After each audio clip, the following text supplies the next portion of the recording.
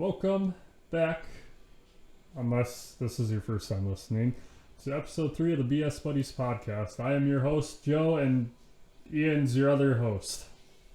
Hi, I'm just here for the ride. I don't know what I'm doing. Neither do I. But for this episode, I know I mentioned it in the last episode. If you haven't listened to that, check it out. But Ian's been doing a lot of stuff. I've been very busy. I mentioned that he went to Tennessee, and I wanted to hear about that, which I still haven't, because I was saving it for this. But then the week after we recorded the first couple episodes, which was 2 weeks ago, he went on a camping trip, and then texted him to try and get a time set up where we could record this one, and he's like, "Oh, I'm gonna go see Gabriel Iglesias tomorrow." It's like, "Oh, okay." Hopefully I next forgot week. about that. Yeah, I Forgot about that one. texted him the night before he went, and he's like, "Yeah, I forgot I was going there." I'm like, "How do you forget that?" I have a mind like a pasta strainer. Just nothing retains. It all goes out. Nothing but birds flying around up there. Empty. But I took the majority of episode 2, so Ian gets the floor for this one. Ian, Yay! let's start with Tennessee. How's Tennessee? Tennessee was actually pretty beautiful. So it was a bit of a cluster fudge getting down there because we got off work on a Thursday evening and we drove to my uncle's, which was an hour away. And then from my uncle's, we drove 3 hours down to the Twin Cities, which is the Minnesota capital of Minneapolis and St. Paul for anyone who's not from the local area. And we stayed at my brother's friend's place down there before we made the long, I think it was 11-hour trek across the country down through Wisconsin, past Eau Claire. Yeah, he didn't come and see me. Dells. I scooted right past him. I considered going, "Hey, Joe, what's up?" But then I was going to be like, well, even if I tell him I'm here, it's not like I can pull over and meet him. I don't want to get his hopes up and then dash him like an ass. Granted, you guys sent me a snap saying you were in Wisconsin, like, while I was at work, so, I mean, I wouldn't have been able to really do anything anyway. We could have just popped in and annoyed you at work real quick. Yeah, Justin texted me with just a filter of somewhere in Wisconsin. I'm like, oh, well, bye. Oh, okay, cool, you're here. Ironically, Wisconsin was the prettiest part of the drive, save for when we actually got into Tennessee. So, I think I mentioned in the first episode I lived in Fargo, North Dakota area for 4 or 5 years, roughly. And there's just nothing there. And then I came here and it's like, holy shit, it's beautiful out here. There's so much to see, so much to do. Okay, back to Ian. Just wanted to add that in. Wisconsin's pretty beautiful. It is, and it actually is, because once we crossed the border, then we were, driving through some rolling hills and some river valleys. We're like, okay, this is really nice. That's all there is here. Yeah. If you spend a weekend here, like just driving around, good luck passing someone. Because there's no passing lines everywhere because there's so many hills. Oh, man. No, yeah, well, that and the fact that freaking road construction. God, I don't know how much road construction we drove through on the way. Midwest. Yeah, that sounds about right. But it was funny because once we hit, like, Illinois and Indiana, it's nothing but cornfields. Like, I know Iowa was bad, but, like, this is comparable. Like, you just look out upon nothing but a sea of green, and there's nothing to look at. And on top of that, the roads out there are dog shit. We were bouncing all over the road. Like, I don't know what they were working on, but it wasn't where they needed to be working on, because we were going down these highways like half the time. We felt like we were in one of those Baja 1000 trucks out there in the dune buggy races they do in like New Mexico and Utah. Just oh my God, everything's bouncing. The way the filter moved on your mic, it sounded like you were in a car. That was the plan. That worked perfect. So anyways, it was a long time driving. We stopped just outside of Indianapolis, and we stayed there for the night before we continue on Saturday because we were actually going to see, as a first stop, the Ark, which was it's a reconstruction of Noah's Ark. It's in Kentucky somewhere. It's in the middle of Kentucky. I know it's almost straight north of where we were going, which was What? La Follette, Tennessee. Why But have I yeah, not heard of this? I want to see it's a it. yeah, it's actually pretty impressive. It's like a freaking huge boat. This thing is like almost a quarter mile. Well, okay, not quarter mile. I'd say maybe a football field and a half. 2 football fields. We'll put it that way. That sounds better. I don't know why I was Jesus. thinking quarter mile. I'm stupid. Don't pay attention to me. Anyways, it's tall. This thing was easily like 10 or 12 stories tall. And what you could actually do is you could go inside and you could take a tour of the inside and you could see the imagining of how they kept the animals in the cages and all that. And they had 4 different floors you could go through all the way up to seeing the living quarters. And it was impressive just in scale to be able to walk through this thing. But I was making jokes as we were walking in because they had screws all along the exterior, every 1 foot wide and like 10 inches from the bottom all the way up to the top. And I'm like, yeah, how many screws you think Noah used back in the day there to build this? Probably not many. Yeah, probably not many. I think these guys got it easy. They're cheating. But anyways, so we stopped there real quick just to say we did, mostly for the kids, and then we continued on our way until we got down to the little cabin site where we were staying at, which was actually really cool. Um, it was on the valley, on a hillside. So once you hit Tennessee, the roads, they kind of cut them through the hills a little bit, but for the most part, your roads simply like follow along the curvature that's in the hillside. So when you turn off on a highway, it's not like here in the Midwest where you can see everything around you for miles in any direction. It's hillside, road, hillside, and that's it. Oh, That's all you nice. got. And you can maybe look across the valley and see the other hillside, but you can't see more than like 2 miles in any direction because there's so many trees. So we pull into where we're staying at, and the cabins they have are actually up on the hillside, and we are sitting on the north hillside looking at the south hillside, and the sun, when it would come up, would hit like a little line of trees we had right to our right and shine through, and it was very pretty.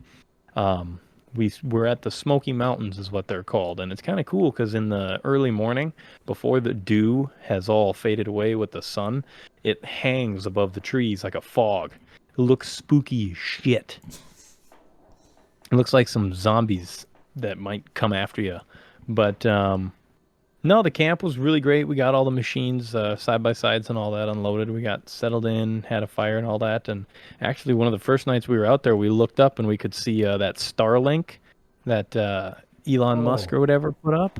Yeah, it's like 7 satellites right in a row, and they're moving at like a very acute angle, so it almost looks like they're going horizontal across the sky, and they are moving quick. Like if you weren't paying attention, you would miss it.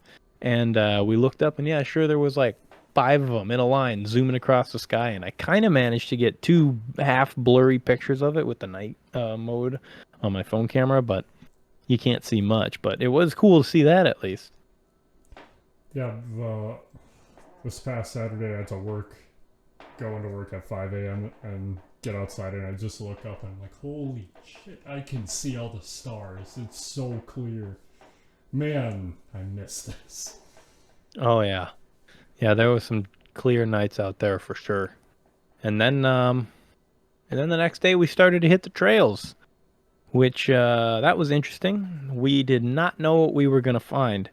Um, You for find a anyone out there body? listening who may not be familiar with side-by-side riding, most of it usually consists of trails that have been forged back through, a hillside or a woods or something like that, and they're just little trails that you can ride around and look at the pretty scenery and all that.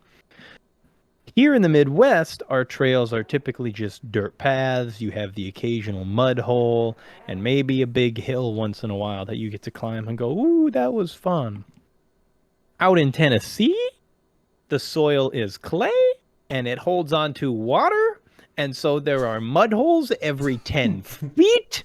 And you are driving through it with your tires sinking almost completely in the water, mud coming through the floorboards, and you, not to mention, are climbing mountains. So you are running in 4-wheel drive at like 2 miles an hour all the time. Because if you don't, you will probably spin out and slide right back down the hill. So that was quite a jarring experience to go from nice Minnesota riding to wicked rocky Tennessee riding. And it's funny because we weren't even on the particularly hard stuff. There are some trails out there that I would not drive on with a monster truck. But apparently there are some dumb son of a guns out there who try it. And there's one. We were on this trail, and we were told by the guide. We don't take a guide out, by the way, when we go. We don't like Hey, we literally just drive these it's trails. just We're like, like we got a map. Midwest. We'll figure Midwest, out you where we're just going. you see a trail, you go on it. Like you don't Yeah, need a like guide. we got a map in the glove box. Like we're fine. We just keep on rolling. So, but we did get information from a guide before we went out on this particular ride. He told us which trails were good enough for our machines and yada yada. But he warned us out there. He's like, there is a rock, a hill on this route that y'all have to be careful riding on because if you go on it and you mess it up and you wreck your vehicle, there's like a 80% chance that you're going to get hurt, and the life light out there is 100 grand minimum. And it is this big sheer rock hillside. Like I'm talking, it's slate layers, and that son of a gun is at like a 60-degree incline, and the face of it is like absolutely flat. It's not rocky. There's no grips for your tires or nothing. You just have to put your machine on there and crawl slowly. And yeah, what happens is people get like halfway up and they start hopping or spinning, and they spin out and then they roll over and they Ooh, back against the rocks. So yeah, we stopped. We took lots of pictures and we oogled at it. But then we were like, okay, yeah, nobody's trying that. Keep going. Just keep on going down the road. Just keep driving. We'll be fine. We'll be fine. What else did we get to see? Oh, we got to go back in and see some waterfalls from the mountainside. That was pretty cool. Not massive ones. I think the biggest one we saw was probably like 50 foot tall. But but a they're like little waterfall. creeks. Yeah, it was a waterfall. The first one was really cool because it's super rocky terrain out there. Like the soil is clay and there's loads of rock. I have no idea how the trees even grow on the hillside, but they do, and they're freaking thick with them out there. But this tiny little creek is cutting like right through the trees on this little rocky path on the way down until it falls off this rock shelf and it's gathered in a little pool. That pool is like 10 feet deep. So we all took turns jumping off the rock shelf into the water below doing front flips and all that. So that was a lot of fun. And then we were reminded that snakes, in fact, exist, and then it was less fun. So then we Yes, all got back in the can machines confirm. and Can confirm. got out of there. Took some pretty pictures of it, though. Let's see, what was the most amazing view that we got to see? There was one really good one. We got to go up to an old Firewatch overlook, which was really, really cool. Looks like an old house that was built in like the 1800s. It's got like old corrugated steel on it. The wood's all falling apart. But you go inside and there's outlets and a sink. So they had like electricity and heating and all that at one point. But apparently it was one of those buildings that they use because it overlooks in the distance, at least like 5 to 10 miles away, 5 or 6 different massive hillsides. And you can actually see, if you were looking at it, you could see where there had been fires in the distance that had burned on the hillside. That was my mother trying to call me right there. I was gonna say, why am I hearing music? But, and then the best view that we got up there was we drove up a very, very rocky climb. Like, probably the rockiest trail that we were on while we were out there. I mean, some of those rock shelves that we were climbing were like 2, 3, 4 foot high, which doesn't sound like a lot, but when you're sitting in a four-wheel drive vehicle on the side of a hillside trying to navigate it so that you can actually go up, it becomes a bit more challenging. But once we got up there, the view that we had looking down was amazing. You could see for 20 miles across the hilltops, and the valley that was spread out in front of us was just beautiful. From one end to the other was probably easily like just a 5 mile swath of the valley in front of us. Cars on the highway looked like flies, And even though you knew they were going like 60, it looked like they were just crawling along. It was like, wow, we are really high up right now. We were looking down like 20 feet onto the top of like oak trees and other things like that. So Jeez. it was quite a view to behold. You definitely get vertigo if you stand out there too long. But yeah, that was a lot of it was just interesting to see different parts of the country. And some of the fun was, riding the trails, navigating some of those ruts, because some of those ruts out there were like, yep. Let's just say it's a miracle that we made it through some of them. If it tells you anything about how harsh the driving conditions are out there, by day 4, I wore through my driver's side brake pad, and I had to go buy replacements down at the little parts garage that they had near the resort we stayed at. So that was fun on the trail repairs. But then by that Friday, we packed up and made the long journey home. And yeah, that was probably one of the best trips I've had so far, just for the location and everything we saw and everything we did. Nice. Well, I'm glad you didn't die, and Yeah, that's definitely a plus. Always enjoy that. and you didn't get stuck. There was a couple of times where Well, we stuck. thought we did. Too stuck, I should say. Yeah, there. Well, it's funny because my middle brother, his machine has the lowest clearance out of all of ours because his is more of a racer than a rock crawler. And there were so many times where he'd be going through the ruts and you could see the mud drag flat where his belly pan was scraping in the high center. And it was like, oof, man, I don't know how you're making it through some of these ruts because that thing does not sit very far off the ground. Yeah, I had a coworker at my last job. He lowered his Honda, and he kept getting stuck and calling in late to work. So the supervisor said, "Hey, you gotta lift that. Lift it back up." Come on, man. You But put them in, you can take them out. Just let it be. you live in Fargo, like, come on. The roads are bad enough up there already. I wouldn't have any vehicle lowered past what it comes as stock. Are you kidding me? I used Oh, to see just as a side note, before we go down this rabbit hole, when I was out in California, some of the guys I knew out there had real fancy cars lowered to the ground when all the spoilers and fender flares and all the snazzy bells and whistles on it. And I'm like, guys, the roads out here aren't that great. All it takes is you coming out of a parking lot wrong one day and hitting that pothole, and there goes your whole front end. or a deer. Or a deer. There weren't many deer in California, but there's a lot of Oh, deer here. well, yeah. There's a lot of deer here. That's definitely an option. You're gonna get some freaking antler rattler hood ornament through your nice schnazzy car. Well, Bubbers. we're at about 18 minutes. Did you want to keep going with stuff, or with your Uh, trips, or call that? I think that's a good one right there. I think the Okay. Tennessee trip makes a nice little on its own standalone one, and we can kind of lop the other trips in together because Voyagers and Gabriel Iglesias were not nearly as eventful. Surprising.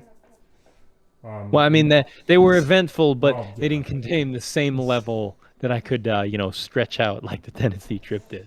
Yeah, and as you were talking, I was thinking about other trips that I've done. So maybe we can learn how to like combine our trips or experiences. So I don't know. Just Yeah, a thought. But we do that. yeah, I think we're gonna end it Here, here. let me see if I can get Bubbers to say goodnight for you guys. Bubbers, Bubbers, can you say bye bye? Come on. He's not doing it. He's asleep. He's snoozing and he won't wake up. I'm smacking his belly right now. He's out cold. He won't come. Well, you don't get a goodbye from Bubbers. Too bad. But like you started in the first episode, we gotta end with a quote. Yep. Oh, I actually I wrote one down, but I'm gonna save it for a different episode. It's probably one of my favorite quotes I've ever heard. ooh, okay, okay. But I I'm gonna gotta save pull it. one. I gotta pull one. I gotta pull one out of nowhere. Yeah, I do too. I'm grateful that you started Ooh, us ooh, out with okay. this. I know one. I know one. I do not remember who said this, so I will have to look it up so that I can give proper credit. But I know the quote goes, "All it takes for evil to succeed is for good men to do nothing." That is so That's much better than what I have. that's my quote for today. I know it. You want to know what it comes from? You want to know what it comes from? It comes from the death screens from Call of Duty. You remember like Call of Duty Yeah, 4 and the yeah. old Call of Duties when you die, it comes from the Call of Duty 3. COD It 3. comes from that. I don't have nearly as good, but I just saw this on my desk, and Pokemon gotta catch them all. Yeah. That's all I got. I'll have a better one next time. But thank you guys for listening in, and hopefully you check out the other 2 episodes we had before this and listen to what we have in store next time. So thank you for listening or watching, and see you next time. Thanks, guys. Take her easy now. Bye.